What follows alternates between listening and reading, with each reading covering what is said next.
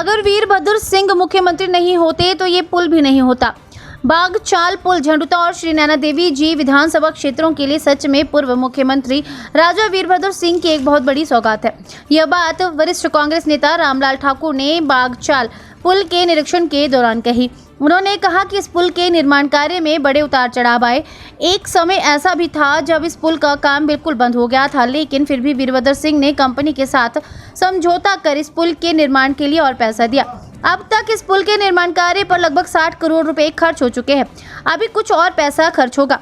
इस पुल के बनने से हमीरपुर और कांगड़ा क्षेत्र की लगभग 40 किलोमीटर दूरी और कोटधार की लगभग 120 किलोमीटर दूरी तथा झंडुता के लोगों की 60 किलोमीटर दूरी कम होगी। बागचाल पुल 185 मीटर के कंक्रीट कैंटिलीवर स्पैन वाला अपनी तरह का पहला पुल है जो भारत में सबसे लंबा है। यहाँ पे ऐसा भी समय आया कि इस पुल का काम बंद कर दिया गया था। आज मैं इस पे राजनीति नहीं करना चाहूँगा, लेकिन ऐसा ज़रूर था कि वो कंपनी जिसको ये काम दिया गया था, जो कंपनी इसका काम कर रही है, गेमन इंडिया, ये नेशनल लेवल पे और इंटरनेशनल लेवल पे अपनी जगह इस कंपनी की थी। आपको याद होगा ये कंदरौर का पुल है, ये भी इसी कंपनी ने बनाया था।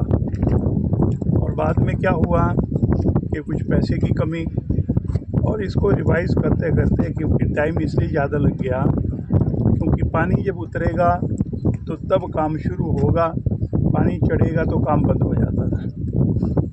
मैं कहूँगा ऐसी ऐसी दिक्कतें आई। और मैं आपको ये भी बताना चाहूँगा कि इस पुल के ऊपर आज की तारीख में अगर आप देखेंगे तो इसमें जो टोटल एक्सपेंडिचर, जो फंड्स जो अवेलेबल हुए हैं, उसमें कोई 60 करोड़ रुपए इसके ऊपर खर्च हो चुका है। कुछ पैसा और खर्च होगा इसमें अभी, क्योंकि और काम बाकी बचा है।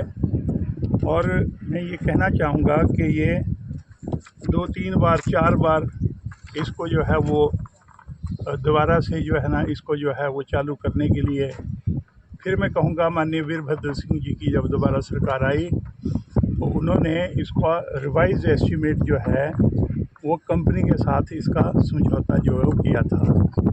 आज खुशी है कि आज जो बीच का पोर्शन है, क्योंकि गेमन इंडिया के इंजीनियर भी यहाँ पे है, कामगार भी यहाँ पे है, और इन्होंने इस काम को जो बीच का जो पोर्शन था जो दोनों तरफ से जोड़ने का इसका है, ये मैं कहूँगा कि ये काम लास्ट जो है ना, पिछले कल जो है ये बीच का पोर्शन, उसके ऊपर जो है वो जो भी रोड़ी वगैरह डलती है जो आगे बढ़ाने का काम है, वो पिछले कल ये सारा काम जो है हुआ है।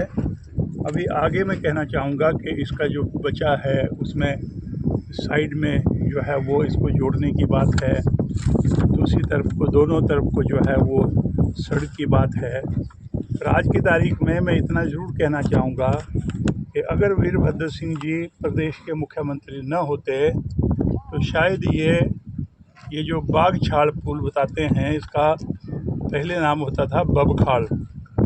बबखाड़ इसलिए कहते थे कि सतलुज नदी का जो नीचे का जो पोर्शन था, यहाँ पे इतना नज़दीक था कि जो लेपर्ड है, जो बाघ है, वो एक किनारे से छलांग लगा के ये जो नदी है उसको क्रॉस कर लेता था, इसलिए इसका नाम जो था वो बबखाड़ पड़ा था। वो बिगड़ता बिगड़ता इसका नाम बागछाड़ पड़ गया। इसलिए मैं कहना चाहूँगा ये हमारी पुरानी इस जगह की हिस्ट्री है।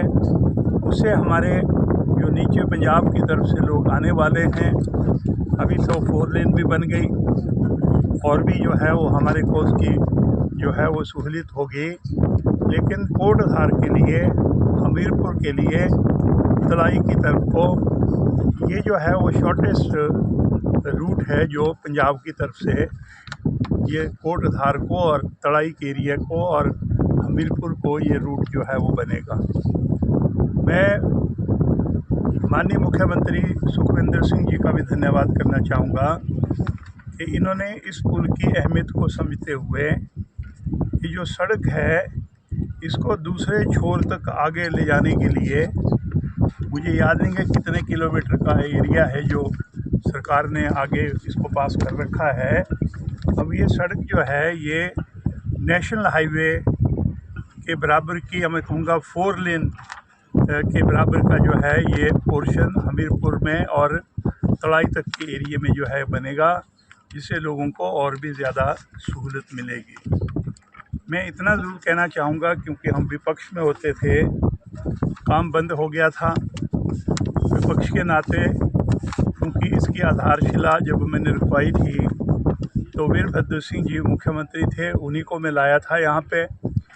और इसकी आधारशिला जब रखी गई थी तो ये कहा गया था कि ये सबसे बड़ा पुल जो है वो हिमाचल प्रदेश में बनेगा। लेकिन आज भी मैं कहूँगा कि जो बीच का हिस्सा है इसका जो जोड़ा है अभी, ये शायद एशिया में इतना बड़ा जो है वो जो बीच का हिस्सा है जिसमें कोई मैं कहूँगा कि पिलर्स नहीं है, ये सबसे मैं कहूँगा एशिया में नंबर 1 जो है वो इस बीच का हिस्सा बना है। और मैं ये भी कहना चाहता हूँ कि वीरभद्र सिंह जी जब दोबारा मुख्यमंत्री बने तो फिर से दोबारा इस केस को आगे बढ़ाया गया। मैंने तभी कहा मैं कि जब हम विपक्ष में थे तो उसमें विपक्ष में होने के नाते, क्योंकि मेरे डिवीज़न नंबर 2 के अधीन ये पुल जो था ये बन रहा था, सेंक्शन हुआ था, स्वारघाट सब डिवीज़न के अंतर्गत ये था, तो मेरी जो जिम्मेदारी बनती थी कि भाई ये पुल का काम क्यों रुक गया, इसको हिमाचल प्लस न्यूज़ के लिए स्वारघाट से राजेंद्र ठाकुर की रिपोर्ट।